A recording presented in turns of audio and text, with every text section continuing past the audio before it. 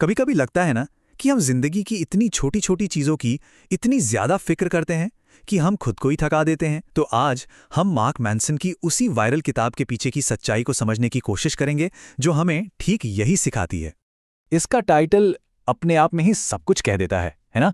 एकदम सोचने पे मजबूर कर देता है। पर सवाल ये है कि क्या ये बस एक क्लिकबेट जैसा टाइटल है या फिर इसके पीछे वाकई कोई गहरी बात छिपी है? चलिए इसी का पता लगाते हैं। तो सबसे पहले ये समझ लेते हैं कि परवाह न करने की कला का आखिर मतलब क्या है। इसका मतलब ये बिल्कुल नहीं है कि इंसान सब कुछ छोड़कर एकदम बेफिक्र हो जाए। नहीं, इसका सीधा सा मतलब है ये चुनना कि अपनी एनर्जी और अपना ध्यान लगाना कहाँ है। जैसे सोशल मीडिया पर किसी अनजान इंसान की राय की परवाह करने की जगह अपने दोस्तों और परिवार के साथ रिश्तों पर ध्यान देना, यही है वो फर्क। तो यहीं से आता है पहला और सबसे जरूरी सिद्धांत, सिलेक्टिव होकर केयर करना। मतलब जरा सोचिए, हम सबके पास हर दिन एक लिमिटेड इमोशनल एनर्जी होती है ना? अब सवाल ये उठता है कि हम उसे कहाँ खर्च करना चाहते हैं। और देखिए, ये सिर्फ कोई किताबी फलसफा नहीं है जिसे कुछ ही लोग पसंद करते हों। इस किताब की 1 करोड़ से भी ज्यादा कॉपीज बिक चुकी हैं।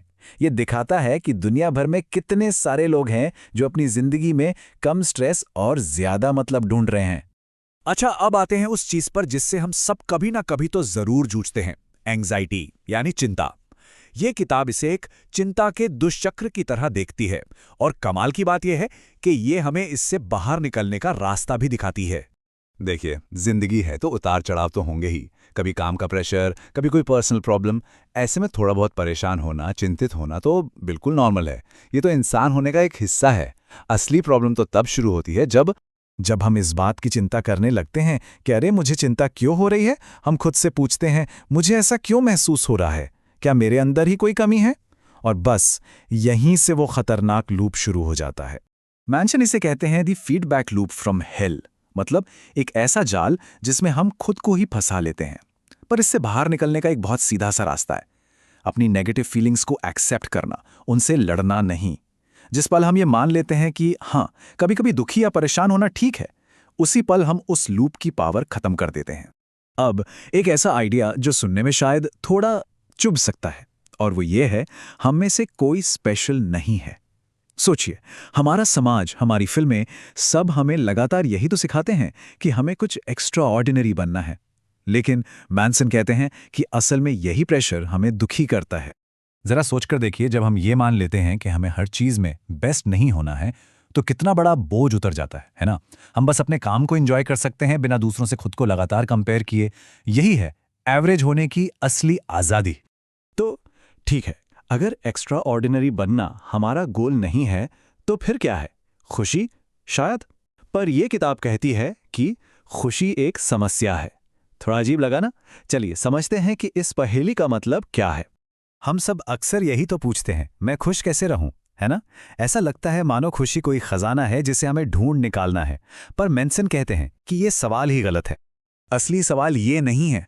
असली सवाल ये है, वो कौन सी प्रॉब्लम्स हैं जिन्हें सॉल्व करने में मजा आता है। क्योंकि देखिए, जिंदगी तो प्रॉब्लम से भरी ही रहेगी। सच्ची खुशी प्रॉब्लम से भागने में नहीं है, बल्कि उन प्रॉब्लम्स को चुनने और उन्हें सुलझाने में है जो हमारे लिए सच में मायने रखती हैं। तो फिर कैसी प्रॉब्लम्स चुने? वो जो अच्छी वैल्यूज पर आधारित हों, जैसे ईमानदारी, खुद की ग्रोथ और दूसरों के लिए कुछ करना, कुछ कंट्रीब्यूट करना। यही वो स्ट्रगल हैं जो हमें एक मीनिंगफुल जिंदगी की तरफ ले जाते हैं, ना कि सिर्फ थोड़ी देर की खुशी की तरफ। अब एक और बहुत जरूरी फर्क को समझते हैं, गलती और जिम्मेदारी। सुनने में ये दोनों शायद एक जैसे लगें, पर हैं नहीं।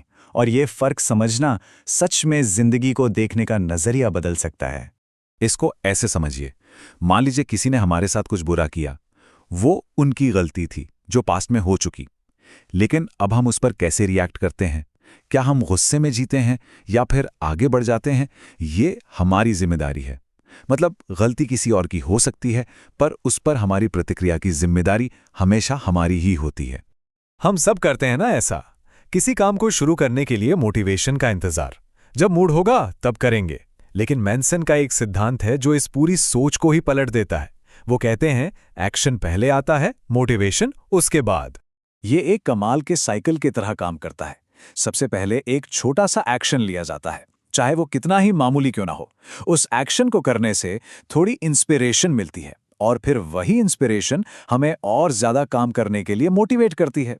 तो मोटिवेशन का इंतजार क्यों करना, बस कुछ करना शुरू कर दीजिए।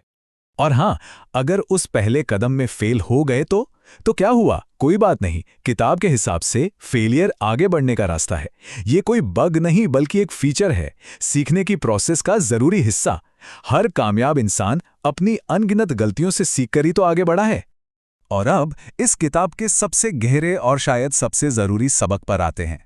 एक ऐसा सबक जो हमें हमारी प्रायोरिटीज के बारे में दोबारा सोचने पर मजबूर कर देता है।